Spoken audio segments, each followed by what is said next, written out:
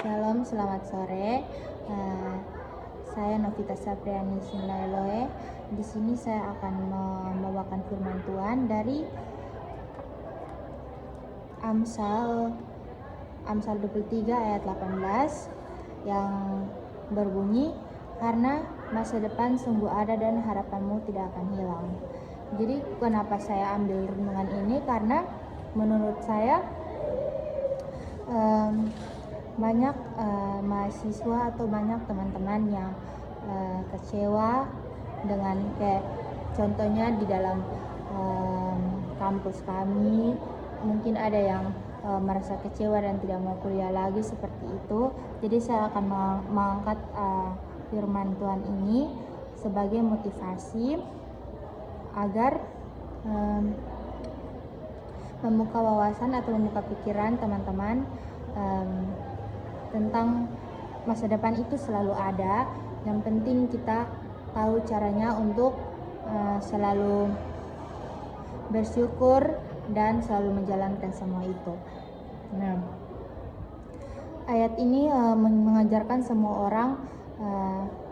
orang akan takut akan firman Tuhan, yang firman ini akan berjalan sesuai dengan firman ini berjalan tanpa tujuan. Tuhan menjanjikan bahwa masa depan yang penuh pengharapan bagi mereka yang setia kepadanya. Nah, kehidupan seringkali merasa lelah, putus asa, atau kehilangan arah. Mungkin kayak yang tadi saya bilang, kekecewaan terhadap apa itu. Nah, atau ada masalah yang dihadapi sehingga tidak bisa dibicarakan. Nah,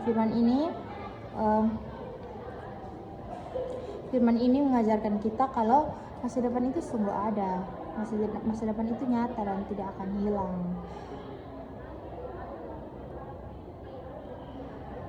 Nah, poin-poin yang ada dalam firman Tuhan ini, yang pertama itu masa depan ada.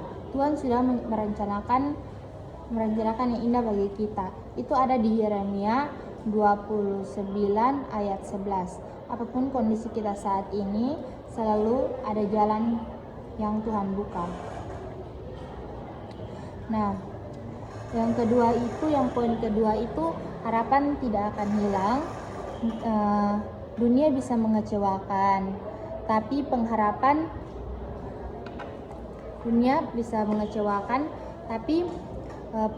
di dalam Tuhan kekal dan tidak akan tergoncang. Yang poin ketiga itu kesetiaan dibalas dengan kepastian. Bagi orang yang memilih hidup benar yang ada dalam jaminan rohani, hidup yang penuh arti sekarang dan kekal di kemudian hari. Nah, kemudian ada penerapan dalam kehidupan sehari-hari. Jangan biarkan kegagalan atau masalah memadamkan semangat. Jadi di saat kita ada masalah, kita sendiri boleh patah semangat, tapi kita harus tanamkan dalam pikiran kita kalau semua ini bisa kita lewati. Karena setiap masalah pasti Tuhan ada. Yang kedua itu saat merasa khawatir tentang masa depan, karir, keluarga, kesehatan, serahkan semua itu kepada Tuhan, karena Tuhan yang memegang kendali. Kemudian pegang firman ini sebagai janji, masa depan kita aman di tangan Tuhan. Nah, jadi teman-teman,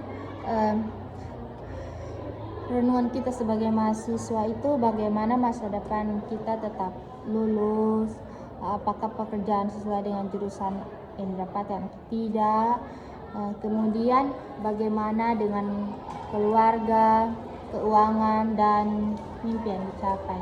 Itu menurut saya itu adalah kecemasan yang terjadi pada kita mahasiswa. Nah, firman ini mengingatkan bahwa masa depan itu tidak ditentukan oleh nilai IPK atau status sosial atau oleh atau Tuhan yang atau pokoknya seperti itu teman-teman. Tapi bagaimana caranya kita untuk menghargai apa yang Tuhan kasih dan menjalankannya dalam kehidupan kita sehari-hari. Nah, pesan bagi mahasiswa itu yang pertama, belajar dengan tekun sebagai bentuk iman dan usaha yang kita lakukan di hari ini atau investasi ke depan. Tuhan akan bertanggung jawab pada setiap proses. Yang kedua itu masa depan di tangan Tuhan. Nah, jadi walaupun banyak yang tidak ada kepastian, percaya bahwa masa depan itu sungguh ada. Dan terakhir itu tetap berpegangan pada nilai rohani. Di tengah godaan pergaulan mahasiswa, mungkin contohnya kayak pergaulan bebas, mungkin kayak kita belajar yang lain, ada pergi anak-anak dong, ada pergi mabuk, ajak seperti itu teman-teman. Jadi bagaimana agar iman kita tetap teguh, itu kita harus rajin membaca Alkitab atau dengan hal-hal kecil menghargai firman Tuhan, dengan cara kita pergi ke gereja. Namun kita jangan lupa tugas kita sebagai mahasiswa itu belajar dengan giat, tapi jangan lupa doa dan berhubungan dengan Tuhan. Ketika gagal, jangan menyerah, jadikan itu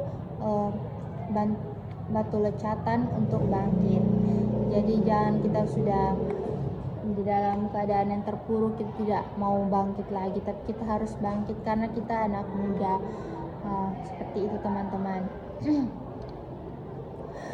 Dan kita harus percaya bahwa studi bukan hanya soal mencapai pekerjaan, tapi cara dari Tuhan untuk membentuk karakter dan iman kita. Sekian dari renungan saya. Terima kasih. Shalom.